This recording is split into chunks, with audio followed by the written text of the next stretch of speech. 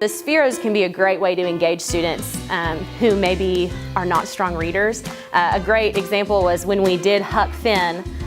That's a tough book, and there's a lot of dialect in that book, and there are a lot of really difficult and intense themes. And so rather than have those students just read that book and take a test and move forward, I wanted them to really engage in the plot and see that the struggles of Huck and the struggles of Jim are the struggles that people still have today. I mean, those struggles haven't disappeared, and we still have to confront those issues in our society. Well, breaking that down and giving them the opportunity to look at the plot from a standpoint of empathy, right? What is this character feeling in this moment, and how can I use color or movement to recreate that feeling, really gives students an opportunity to see that that story is not so far removed, right? What we're reading from the past has an impact on today and can connect with the emotions that we feel in our own lives.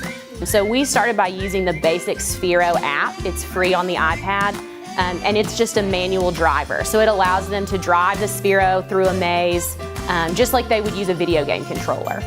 So it kept the focus on the content of my class, in this case the literature, rather than, oh my gosh, I don't know how to program, how do I use this supply in my class? So starting with that manual driver is a great way to keep the focus on your content, but also give them that exposure to the technology. In my class, we use a block-based coding app. It's the Sphero Spark app, and it's also free. And it allows them to drag and drop lines of code and then augment those lines of code so that they can kind of change them to fit the program they want to create. For me, that is where I kind of want to draw the line, because I want the focus to be on the literature. So they're still getting that coding experience, even though it's not a full, I'm writing lines of code in a programming class experience. They're still seeing that that computational thinking can be applied to literature and to other content areas.